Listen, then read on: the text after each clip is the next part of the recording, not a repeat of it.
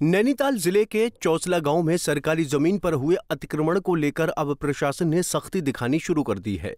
Media में खबर चलने के बाद प्रशासन हरकत में आया और अवैध रूप से चल रही फोम फैक्ट्री को सील कर दिया है और अतिक्रमणकारियों को 15 दिन के भीतर जमीन खाली करने के निर्देश दिए हैं।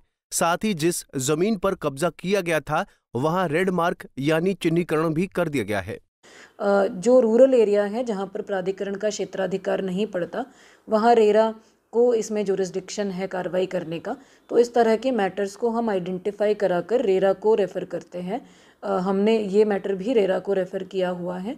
तो आगे जो नोटिस इत्यादि जारी करने की कार्रवाई होगी वो उनके माध्यम से करी जाएगी। भविष्य में किसी प्रकार के अवैध निर्माण ना हो उसके लिए वहाँ रोक लगाई गई है और भविष्य में इस तरह की कोई प्लॉटिंग फिर से अवैध ना करी जाए उसके लिए भी वहाँ पर रोक लगाई गई है।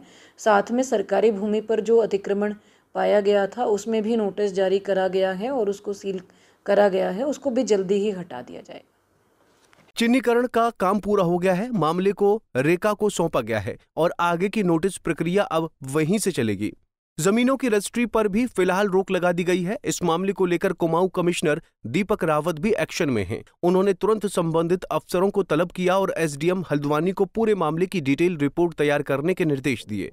कमिश्नर ने 2 बिंदुओं पर विशेष जोर दिया। एक, क्या प्लॉटिंग मानकों के अनुसार हो रही है और दूसरा, क्या इसकी आड़ में सरकारी जमीन पर कब्जा हो रहा है। क्योंकि 2 मसले थे। पहली बात तो कि अगर कोई बड़े लेवल पे प्लॉटिंग कर रहा है तो उसके अपने मानक होते हैं, उसमें कितनी सड़क होनी चाहिए, क्या होना चाहिए, दैट इज़ वन पार्ट।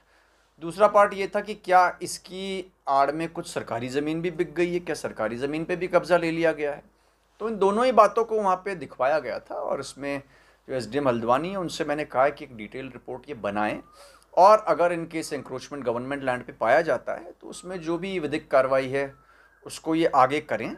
और साथ ही साथ अगर यहाँ पे इलीगल प्लॉटिंग आ रही है तो इलीगल प्लॉटिंग के खिलाफ भी जो लीगल प्रोविजंस हैं उन प्रोविजंस का इस्तेमाल किया जाए। नहीं, इसमें अब जो भी अनियमितता है वो छोटे प्लॉट्स हैं चाहे बड़े प्लॉट्स हैं उसको दिखवाया जाएगा और कहीं पे ऐसा लगता है कि ये एक तरीके से लैंड फ्रॉड की श्रेणी में है या फिर लैंड के जो हमारे रेगुलेशन के जो प्रोविजंस हैं उसका वायलेशन है तो वो कार्रवाई हम लोग करेंगे। चौसला गांव में अवैध प्लॉटिंग और सरकारी जमीन पर कब्जे की जांच अब रेका के पास है। जिला प्रशासन की इस सख्ती से साफ है कि अब प्लॉटिंग की आड़ में सरकारी जमीन पर कब्जा करने वालों को किसी भी कीमत पर बख्शा नहीं जाएगा। हल्द्वानी से तारा जोशी की रिपोर्ट। हमसे जुड़े रहने के लिए हमारे YouTube चैनल को सब्सक्राइब करें और नई वीडियो की नोटिफिकेशन के लिए बेल आइकॉन को दबाएं।